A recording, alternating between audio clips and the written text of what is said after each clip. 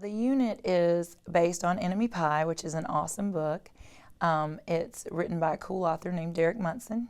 And the book is used for a lot of different reasons, but it offers a lot of potential for writing. And writing is really my primary focus, was using, addressing as many writing standards as possible, particularly those that deal with forming an opinion, supporting that opinion, using text evidence. Also in the unit, we focus a lot on first impressions. That's a theme that I chose to deal with, and how people form first impressions and how those can change, how people take in information from the world around them using their five senses. We're going to talk a little bit about first impressions today. And let me tell you that in the course of this unit, we're going to do a lot of really cool stuff, because we're going to get to do a lot of writing. And we're actually going to have a hangout with the author, Derek Munson, who is a really neat author. He's got a great personality. He writes really cool books, and you're going to love it. How do writers make a good first impression? Let's read these questions together, because these are what we're going to be thinking about, okay? How do authors capture our interest? How do authors build suspense? What are some good ways to begin a story? What makes a book a page turner? Okay, so I want you to think about those questions, because we're going to get to do all of these cool things while we're doing this lesson. But one thing that I want you to make sure, we always ask and answer questions about what we read every single time we read, right? Because we know that good readers ask questions. And this one is really important to me. I can say my opinion and explain why I feel that way. What does that sound like to you guys? What do we always say? Yeah, but what do you do? What do you call it when you give me reasons why? Justifying. And what is that called? Text evidence, supports, right? Okay, yes, hook it up. That's right.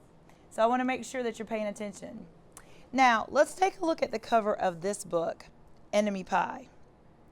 Right away, you're going to notice some things. What are you going to notice right away about this book that's going to catch your attention? Amaya, what about it? It does. It has a really gross picture on the front. Does that look like a pie you want to eat? No. Do you want to eat a pie with worms in it? No. Are you curious about it? Do you think maybe somebody in the story might have to eat that pie? Yeah. Yeah. All right, well, let's take a look at it. What about this title? What do you think about this title, Mia? It's unusual because it's not named as usual. That's right. It's not, is it? Tell me about your favorite pies. What are your favorite pies? Key lime, cherries, blueberries, right? You don't have a pie. Nobody's ever eaten enemy pie, right? No, of course not. So is this a usual title? No. So some usual names for pies would be like pumpkin pie or apple pie, blueberry pie, key lime pie, but this doesn't have that usual title, does it? No. It's a very unusual title, okay? So I want us to practice. You know how I like for you to answer your questions in complete sentences, right? So I want you to complete that sentence in your head, but I want you to say it from start to finish, complete sentence, and I want you to turn and talk to someone next to you and say that sentence, but fill in the blank. Can you do that? All right, let's hear it. Let's do shape partners. Shape partners. I have a rug, and it is divided into squares, but there's also color stripes, and then there's also shapes horizontally. Horizontally is colors, and vertically is shapes. And I use them to group them in different ways. The shapes are based on ability grouping, so I try to match kids up with similar strengths and weaknesses. And the colors, they match their tables. So at each table there will be a range of ability levels. So they're automatically grouped so that when we have class discussions, we make sure that we have, people with different strengths and weaknesses at the table so that they're able to talk. All right. Who wants to tell me their sentence, start to finish? Somebody who has not had a turn. Zach, let's hear it. Enemy pie is an unusual title because usual pies are named like key lime and apple and blueberry pie. Right. And is enemy's not like a fruit or a vegetable, is it? No, of course not. Speaking in complete sentences is an excellent skill for a lot of reasons. It helps them to be good public speakers. That's important. And also, though, until they can speak in those sentences, it's going to be very difficult for them to write in complete sentences. Formulating your thoughts in that way, you have to organize yourself. You have to figure out what you really want to say, how you're going to go about saying it. Today, I want you to think about this essential question. Read it out loud with me, okay? How do people form impressions about the world around them? Now, we have been talking about first impressions, but today we're going to talk about how people form impressions when they see something new, a new person, a new food, when you go to a new school. How do you get information about the world around you? So I want you to think about these things. I'm going to show you some pictures, okay?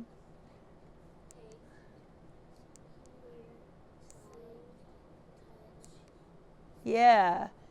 How many of you already knew all about your five senses? Your five senses. Your five senses are very important. That's how you get information about the world around you, and that's how you make impressions. So we just talked about what our five senses are. And you know that we always use our good friend Mr. Potato Head, right? Because he is going to help us to think about all of our five senses, like what you see, what you smell, what you taste, what you touch, and what you hear, right? You know, Mr. Potato Head is a really good helper when we're doing writing, right? Because when we need to put sensory language in, if you can't remember how to do that, sometimes you can think about like, well, what am I going to see? What am I going to hear?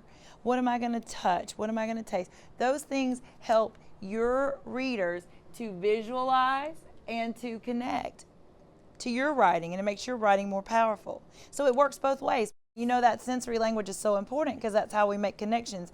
And I know something that all of you can make a connection with. Who in here likes pizza? Yep, I knew that you would. So how about this? I want you to listen to a Pizza Hut commercial. I just want you to listen to it. I'm not going to show you the commercial, but I want you to practice visualizing. Are you ready? Are you ready? I want you to listen, okay? Listen.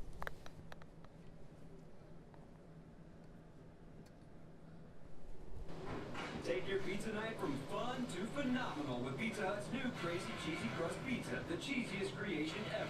This champion of cheese has a one-of-a-kind crust that could only come from Pizza Hut.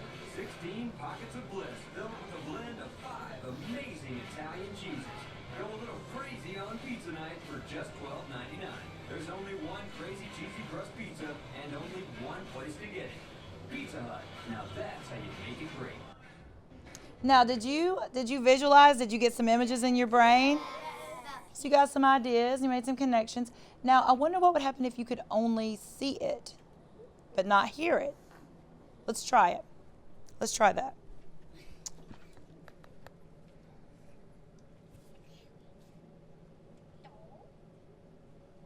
And we're just going to watch it with no sound. Ready?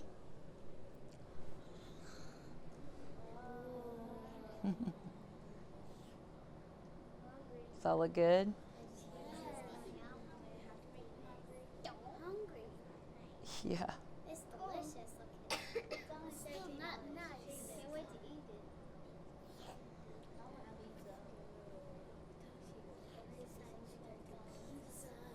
Now, which one was better? Hearing it or seeing it? Which one made you hungry? You think seeing it was better? Yeah. Well, I wonder what would happen if you could see it and hear it. Let's try that. Let's just try it. I want to see. Let's try it. Take your pizza night from fun to phenomenal with Pizza Hut's new Crazy Cheesy Crust Pizza, the cheesiest creation ever. This champion of cheese has a one-of-a-kind crust that could only come from Pizza Hut. 16 pockets of bliss filled with a blend of 5 amazing Italian cheeses. Go a little crazy on pizza night for just $12.99. There's only one Crazy Cheesy Crust Pizza and only one place to get it. Pizza Hut. Now that's how you make it great. So I want to know I want to know which one made you hungrier. Raise your hand if it was only when you could hear it. How about when you could see it? And of course, if you can hear it and see it, you know it's more powerful, right? You got to think about why it's more powerful, okay? Because the more senses that you can engage, the stronger, the more the connections people are going to make with it. Which one of those 5 senses do you think is the most important? Lily? Sight, because you don't have to visualize as much in your mind. Right, because they're showing you the picture and they're helping you out with that, right? Of course they're helping you out because they want you to buy a lot of pizza. We started by using a Pizza Hut commercial that we could only hear, which was effective to a certain degree. Maybe if you heard a commercial on the radio, it would be similar to that. But when they saw the same commercial, they realized how important that visualization and how those visual images really were important. And then, of course, as we heard and saw the commercial, they began to understand that the more sensory input you can get, the more powerful the images and the ideas presented becomes. When we are writing, it is super, super important that we always try to show, don't tell. It's really boring when an author or a writer just tells you everything and doesn't give you an opportunity to figure out some of it on your own. Because when you make those connections on your own, you're going to like that writing a lot better, okay? So as a reader, you're going to enjoy it, but as a writer, I want you to include that kind of stuff in your writing. You with me? So I wanted you to think about this quote for just a second. It says, "Don't tell me the moon is shining. Show me the glint of light on broken glass." Now, which one is more interesting? If I say the moon is shining, that's a telling sentence. That's not very interesting, right? But if I tell you that there is a glint of light on broken glass, that is a far more interesting way of telling you that the moon is shining at night, right? Right? So I want you to think about that. We're going to show, not tell. So let's look at some sentences. This one's really gross. Look at this. The cooler really smelled bad. Not a very interesting way of saying it, though, is it? How about this one? Read it to me. The foul stench of the rotting fish caused us to throw the cooler in the garbage. Ew. Why do you have your hands over your face? There's no stinky fish in here. There's no stinky fish in here. It's because that sentence rocks, right? That sentence is awesome. You can imagine that, and it's really gross. Let's visit a bakery. How many of you like to go to the bakery? Yes. We love to go to the bakery. Okay, let's think about it. Just for a second, I want you to imagine what you might see, hear, touch, taste. That's the good part, right? Or smell, okay? All right, so let's take a look at these pictures. I want you to be really quiet. I just want you to think about these pictures, okay? Just take a look at the way that the things are presented. Think about what you can see, what you might would touch, what you might would hear. That looks yummy, doesn't it? That looks good. Okay, when we're done, this is going to be our writing piece, and I love this writing piece because it has a little catch to it, okay? You're going to describe your trip to the bakery, but you cannot use the word bakery, bake, baked, baking, or baker. All you can tell me about, okay, is what you see, what you hear. You can use your senses and your sensory language, but you cannot tell me. We have to be able to guess because we're practicing showing, not telling, right? Right? Now, I know that you are at different places in your writing, so some of you today are going to be just brainstorming with your graphic organizer and trying to get some ideas about what you're going to put in your story. But for those of you who have already started your writing, I want us to think about what our end product is going to look like. And I want us to look at 2 examples, okay? We're going to have a sample 1. You can see it's pretty short. It probably doesn't have quite the amount of details that you're going to want. And we're going to have a sample 2 that's a lot better, and it has a lot of sensory language. And we're going to do a close reading of these 2 passages, and we're going to compare them and contrast them. And what I want you to do is if you're working in this group and you're looking at this, I want you to search out the sensory language in both of them. I want you to tell me what it is about sample 1 and sample 2. Which one is the best? Why is it the best? What kind of language is included that makes it better? How do each of the samples use their 5 senses and the sensory language that we talked about? Do you understand? So we're going to be doing close reading. I want you to use your highlighters. I want you to make lots of notes. I have Post-its up here if you want to put some notes on those. But I want you to be able to explain to me very clearly which one is more effective and why it's effective. All right, what are you guys working on? Come on. Okay, so what are you gonna put down? What are you gonna see if we go to a bakery? The creamy sauce. You know, one thing, like, what did you notice how on all those pictures, did they just throw everything all in the case? No. What was it? They put it in like rows. Right. So like Neat rows. neat rows. Why do you think they did that? Neat rows of delicious. Because they gorgeous. Why do you think they did it that way? Because they didn't want all the food to be smushed up. Yeah, but when you walk in the place, did you notice that it was all like in straight rows that really drew your eyes right to those donuts or right to those? So why don't you think about the way it was organized? What kind of sounds are you thinking you could hear at a bakery? I could hear the bell when you walk in. Mm-hmm. The bell when you walk in. What else? Just said. The buzzer. What's the buzzer for? The time. Yeah, so you don't burn it. Okay, y'all keep going. Now I want you to talk to each other though, okay? Talk to each other and get some good ideas. And when I come back, I want to read them and see what you're going to include in your story. All right, what are you guys working on? Mm-hmm. What's wrong with it? That was supposed to be. Doesn't make any sense. Yeah, it's not grammatically correct, but what else is wrong with it? Is it interesting? No. Why not? Because it doesn't have a lot of detail. It doesn't have very much detail. It doesn't have very many details. It also, does it have interesting words or boring words? Boring. I'll tell you what, why don't you guys start with sample 2? Why don't you turn it over and let's look at sample 2 and let's find some good stuff to talk about. So, right away, can you find some sensory language? Where? What do you see first, right off the bat? Yeah, sure. Look at the first sentence. Do you see some sensory language in that sentence? Yes. What? Pleasant jingle. What is that related to? Which sense? Here. Hearing, that's right. But did they tell you that there was a bell, or did you figure it out? Figure it out. So is that showing or telling? Showing. So I would probably write I would write like a little note there that they showed you that. They let you figure it out, so it's way more interesting, right? Right, of course. They love to critique writing, and I particularly like to give them writing that doesn't belong to anybody, because then they can really go after it, you know. They like to find errors and see what, you know, oh, that should be better, you know, and it's more fun for them to do that. They don't particularly like to critique their own writing, but they do like to critique other people's. So it was great for them to have some examples. And of course, the first example was very weak, and they knew it was weak, but for them to explain why it was weak is what was important to me. And also to look at the much better example and to isolate specific elements of that and try to find out why that piece was so effective and what they could use from that. Writing's a higher level of instruction. It requires a higher level of thinking, lots of components. Students need a lot of help.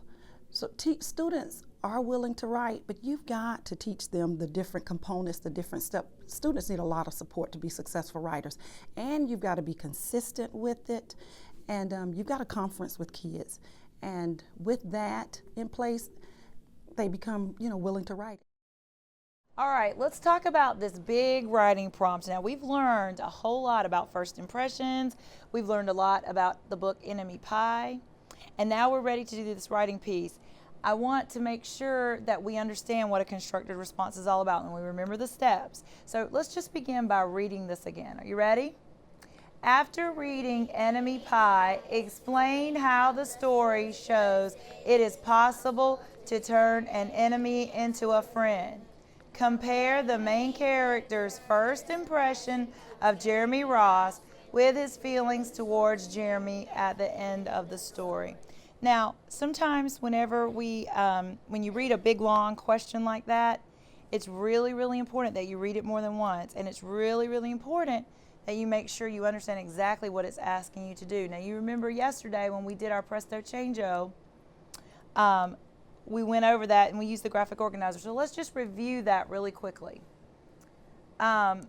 So you know we have to start by underlining the magic words because we got to find those magic words that we're going to put in our answer, right? Right? So remember we know that we've got to say enemy pie because that's the book that we're writing about. So you always have to introduce your title, introduce your topic, right? And we know we're going to talk about it's possible to turn an enemy to a friend. And we know we got to compare the main character's first impression of Jeremy Ross with his feelings towards Jeremy at the end of the story. We have to do that to be able to answer this question, okay? So what do I have to understand to be able to answer this question? What is something you think we have to understand before we can even get started? Keegan. Oh, okay. Mia, what do you think we have to understand? Oh, good girl. How he felt at the beginning. What else do we need to understand? Alexia. How he felt at the end. How can we compare two things if we don't understand them, right? We have to know how he felt at the beginning and how he felt at the end so that we can compare those two things and see how they were the same or different. So we have to know about the main character's feelings at the beginning, the main character's feelings at the end, and we have to know what caused them to change. Because did they change? Yeah, they weren't the same at the end as they were at the beginning. Now, what do I have to do? Because those, we're talking about verbs, right? Now, you know that a verb is something that you do, right? A verb is a word. It's an action word. If you can do it, then you do it. If you do it, it's a verb. So what do you think? Look for the verbs. What are the action words? What are the things that we have to do? Who wants to give me an idea? Somebody who I haven't called on. How about Amaya? Explain, right? What else? Summer. Compare. Let's look at it. We have to describe how the main character felt at the beginning. We have to compare his feelings at the beginning to how he felt at the end. And we have to explain what happened to make him change his mind. Okay? Are you guys ready to presto changeo this prompt into a sentence? And we're going to use the words, right? So, presto changeo. Let's read our topic sentence that we picked out yesterday. Let's read it. The book Enemy Pie shows us that it is possible to turn an enemy into a friend, and you can't always trust a first impression. Now, is that going to be an easy topic sentence for us to support? Are we going to be able to find lots of text evidence to include with that sentence? Sure, because we know that we thought about the question, we understood the question, we found the magic words, and we really know clearly what we have to do to answer this prompt. The kids need something to sort of, we call it like Velcro. They need something to stick their knowledge to. So if you can teach them something catchy that they can remember, whether it's a song, a poem, or an anchor chart, or a poster, or something fun to do. Presto Changeo came about because I had this giant magic wand, like from the dollar store that we used when we first did it, but we would say Presto Changeo like we were changing it magically. And it basically just means using the words from the question to formulate the response. But we did find out through just a lot of trial and error that one of the main impediments to our children being able to answer the questions is understanding the academic vocabulary and also just being able to really understand the question. It wasn't so much sometimes they knew the answer to the question, they just really didn't understand what the question wanted them to do. Okay guys, I want you to take a look at the graphic organizer that we did, and let's look at what do I have to understand to be able to answer this question. So let's read it together. Ready? We have to understand the main character's feelings at the beginning and the main character's feelings at the end and the events that caused the change. Okay? So on your organizer here, and get this one, you're going to see that you have the beginning and you have the end, right? So we're going to do a little bit of close reading because I know you already know this story, but we're going to read it. We're going to be looking specifically for some evidence to show how the character felt at the beginning, okay? So I'm going to read aloud to you. Are you ready? It should have been a perfect summer. My dad helped me build a treehouse in our backyard. My sister was at camp for 3 whole weeks, and I was on the best baseball team in town. It should have been a perfect summer, but it wasn't. So we're looking at how he felt at the beginning, but specifically about Jeremy Ross, okay? Oh, look at this sentence. It was all good until Jeremy Ross moved into the neighborhood right next door to my best friend Stanley. I did not like Jeremy Ross. Well, it can't be any more plain than that, right? Why don't we write a quote that he said, I did not like Jeremy Ross, because that is some evidence that lets us know exactly how he felt about him, right? It does. He says it point blank. I did not like him. What do we do when we're making a direct quote? What do we put around it? What? Quotation marks. Quotation marks, because we know that that's something that he said. I did not like Jeremy Ross. He laughed at me when he struck me out in a baseball game. He had a party on his trampoline and I wasn't even invited, but my best friend Stanley was. So how do you think that made him feel? Mad. Mad? What's another word, though, he might have felt? Angry. But what happens if your friends get invited but you don't get invited? How do you feel? Maybe felt left out, maybe a little jealous, maybe a little left out. Definitely sad. Okay, so let's keep reading. Jeremy Ross was the one and only person on my enemy list. So you think that would be something we could put down? Sure, put it down. He was on his enemy list. So we're talking about let's just go back and summarize all of that. How did he feel about Jeremy Ross at the beginning? Tell me. Not like him. He didn't like him. Why? Because he laughed at him when he struck him out in a baseball game. Mm-hmm. He was on his enemy list. So- And didn't even have an enemy list. Right, that's right. So let's look at this thing right here. Did he want to feed him a really terrible enemy pie? Yeah. Well, you know that because you know the story, but let's find some evidence. Recently, she had studied a book called Enemy Pie by Derek Munson, and she actually had the author come into the classroom through a virtual visit, and that was really unique. Well, it certainly motivates students to really realize that literature is real for them. It's not just a book that's sitting on a shelf, but when they can talk with the author and ask the author questions, it does make it fun and something that they can really relate to. Okay, are you guys ready to call Derek Munson and see what he's up to? Yes, ma'am. Say hello to Derek Munson. They are so excited. We're very excited to have you with us today. Me too. We love your book. Why, thank you. And we have some questions for you. Are you ready? I'm ready. Okay, so we want to know, where did you get the idea for Enemy Pie? Where did I get the idea? Where I live, there's a park. It's called Gasworks Park, and they used to make gasoline there in the 1960s. And then in the late 1960s, they shut it down because the ground was toxic and poisonous. And so in the 70s, they opened it up as a park. And I was picking blackberries out there, and I started to wonder why I was the only one picking these berries. And then I started thinking maybe it's because the ground was poisonous when these vines were made. And what do you do with a bunch of bad blackberries? You can't give them to your friends, so maybe you just give them to someone that bugs you. Yeah, so And you I make thought some that's enemy not pie. very nice, so thought about it some more and came up with the idea. And this is one that we've been talking about a lot for the last couple of weeks, because the kids have been doing a lot of writing about enemy pie. And Cool. why didn't you tell us the kid's name? Because we've called that kid everything. Was there a reason behind it, or you just didn't ever name him in the book?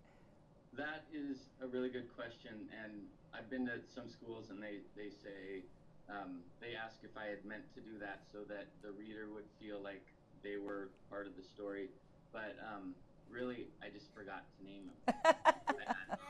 So do you guys know what it means to write in first person? We talk about that a little bit, yes. Okay. Can anyone, does anyone remember that? If you do, raise your hand and I'll ask you. How about the girl in the front row in the black Bethany. and white striped shirt? Yeah.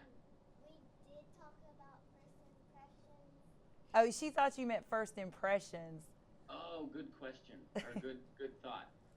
When you write in the first person, it means that the main character is the one that's telling the story. And so because it was written in the first person, it was really hard to find a way to get his name into the story, except when, like, maybe the dad would say it, but it like when I write, I like my sentences just to kind of flow along, and it was really hard to get the story to the sentences to flow, put in his name.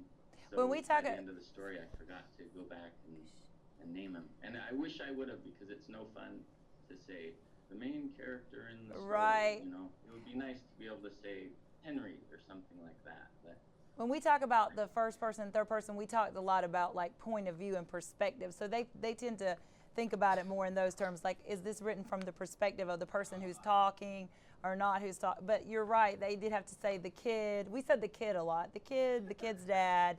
But we were, the speaker. See, they found some ways around it. oh, good. Awesome. Well, thank you guys so much for letting me come to your classroom. All righty. Everybody say goodbye. Bye. All right. Bye. See you later. All right. See you later. Bye-bye. Derek Munson is a really cool guy. He's a dad, and he loves being a dad, and he's a lot of fun. And when I read his book, I just thought, what a riot. You know, what a great person. And so I contacted him and asked him if he would be willing to do a Google Hangout, and he agreed to do it. But there are other authors. I mean, it just depends. It depends on how willing, teachers are to go out and look for sources. You have some people, authors who will come to schools and do visits. That's always available. There's a lot of times you can take advantage of local authors. We've had a lot of local authors come to the school. But now we have technology, and it's great. Derek Munson is in Washington, and we're way down here in Georgia, and we had a great visit with him today and got to know about some things that we wouldn't have learned about otherwise. So throughout this whole unit, we've been talking about first impressions, how we make them, and how they can sometimes change. So do you think that this story, Enemy Pie, do you think that it shows that a first impression can change? Harmony. Well, I think a first impression can change because in the story Enemy Pie, Jeremy was mean to the kid, and the kid thought, I'm not going to be his friend because he's mean to me. So in the middle of the story, the kid's dad said, there's one part of Enemy Pie that I can't do, you have to do. And he said you have to hang out with your enemy, and worst of all, you have to be nice. So the kid thought it was going to be a horrible thing spending time with Jeremy. But then when the kid played with Jeremy, his first impression changed to Jeremy is a good friend, he's not an enemy anymore. So that proves that the first impressions can change, and you can't always trust your first impression. That was an awesome A+ answer. Getting kids excited about things is the best part. It's my favorite thing to do. All kids have a lot of stuff to say. You just have to give them something that they want to talk about. So, that's the fun part of my job. Looking for something like Enemy Pie is a great book. When you start asking them to write a recipe for a pie they would give to an enemy, oh yeah, they want to do that. I mean, that's exciting. It's fun. It's gross. It's disgusting. It's right up a third grader's alley. But that doesn't mean that just because something is informational that the kids won't want to write about it. It all is in the presentation, just like with anything else. You just have to decide what your target is and what your goal is, and try to think about a fun and interesting way to present that to them.